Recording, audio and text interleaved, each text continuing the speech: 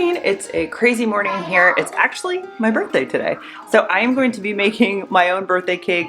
That sounds a little sad, but I could pick one up at the store, but I have just over the years liked homemade stuff, which is kind of crazy, but because, I say it's crazy because I'm looking at like 2 loaves of apple bread, banana muffins that I have on my counter. What I'm getting at is I don't need baked goods, a ton of apples right there, but we're gonna make a birthday cake because it's my birthday.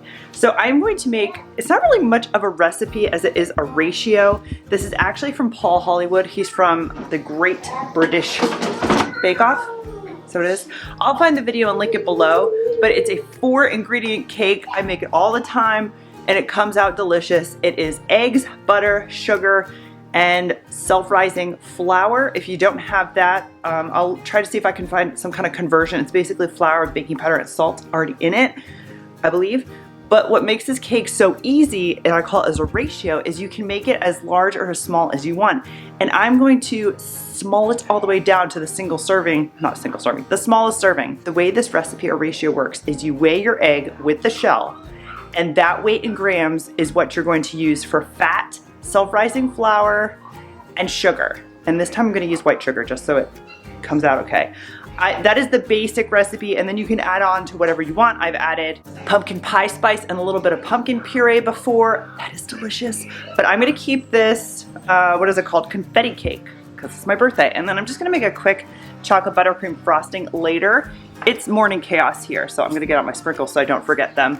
And I'm probably gonna add a little vanilla, so a little bit extra, but the basic ratio is eggs, butter, sugar, self-rising flour. That's it, 350 degrees, and then it just kind of varies based on how big your thing is. You just watch it. I always cook, this is what my grandma does with baked stuff. I bake it till I can smell it. Not a great thing to go by time-wise. I'll tell you how much time this is. I'm going to make mine in my cast iron 8-inch skillet. I'm just gonna put some coconut oil in it. And I just have to show you this. Paul got this for me for my birthday. Can you see it? Oh, it is September when I'm filming this. It's cast iron and they're skulls. So I'm gonna have to do something in that. I was thinking pumpkin bread actually. I have not started pumpkin bread per se just yet. I'm gonna get out my egg. I'm gonna weigh it. I'm gonna leave it on the counter. We are going to run to Target and do my birthday Target run. I go to a really large Target up in Gainesville. I think I'm filming that. So look for that video. Let me get that and we'll get this cake going. Okay, so we're gonna start this recipe out, like I said, with the egg, with the shell. You weigh it, and my egg weighed 73 grams. So that is what you're gonna use for the rest of the ingredients. And I'm getting here this Costco grass-fed butter. You can just use regular butter. This is actually all I keep on hand right now. It is salted.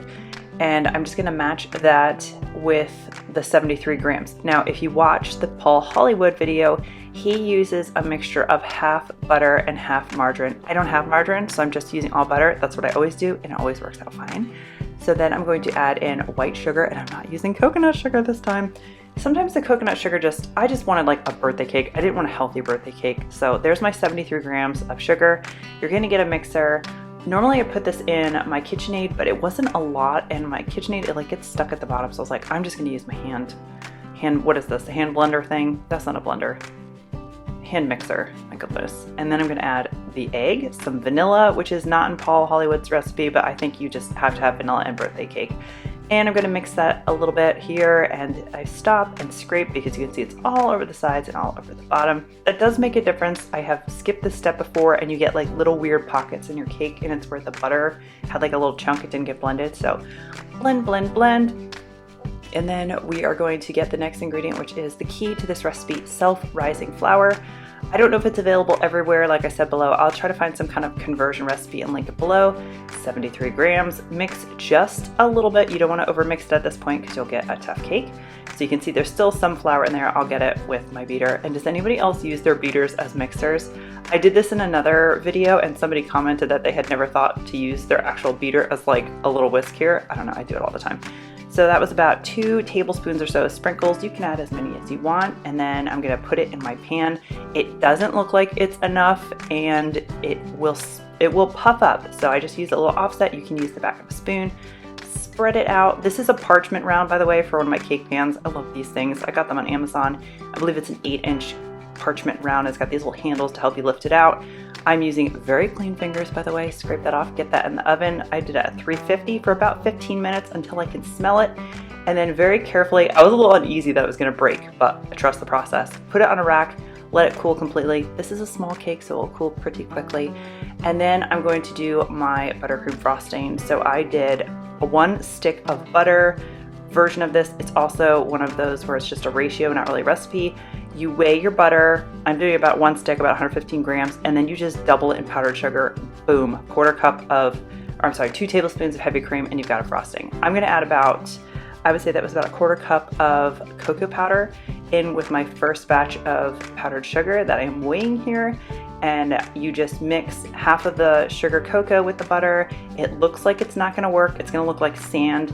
Powdered sugar, I don't know the science, but it hydrates very slowly. So give it a couple minutes, it will look like this. I'm gonna add the rest of the powdered sugar, and you'll notice it's a little bit less because I was trying to account for that cocoa powder. Mix that in, and then you're gonna add heavy cream. So for a 1 stick, I would add about 2 tablespoons of heavy cream, and you just kind of eyeball it till it's the consistency you want. If it's too thick, it could tear your cake. If you're trying to pipe it and it's too thick, you are going to get a hand cramp. So you just kind of have to eyeball it and just try it out. It's always going to be edible no matter what it looks like. And I probably could have added a little bit more cream, but I was getting impatient. I tasted delicious, and I whacked the frosting off the beaters. Matt was home at this time. I believe he makes a slight appearance here. There he is. He took my beaters from me. That was like my favorite part as a kid, but I gave it to Matt because I was fasting. I wasn't eating just yet. I am going to do something a little wacky. I'm going to cut my cake in half because I wanted a little layer cake. Again, this is a very small birthday cake. It's really just for the 4 of us. I didn't want a lot of cake hanging around. You can see those muffins in the lower left corner. I have a lot of baked goods at this point when I was making it. So I'm just going to take about 1/3 of that frosting, smear it on the bottom layer, make it look as nice as you want, and then put the top layer on. You could double this recipe and the cake would be even taller, or you could double this recipe and just keep it as like a 1-layer circle. I've done that too. But actually this half circle fits really well on this Corelle platter. I don't have a cake. I might have a cake dome in the basement, I'm not sure, but another reason why I like to cut them in half like this. It's a little odd. I got the inspo from my grocery store, sells half cakes and half pies. So I was just smearing the rest of the frosting on top, and then of course there's a birthday cake, so I put some sprinkles on it. I did not do a candle. I kind of honestly forgot. Again, this is for my birthday, but it was delicious. I am a room temp cake person, so I left it out. If it was Matt, he'd put it in the fridge. He likes his chilled. This is to show you the texture. It's very moist and delicious. I hope you liked this video. If you did, give it a thumbs up. Leave me some comments below. What's your favorite birthday cake? Subscribe if you haven't, and I'll see you in the next video. Bye.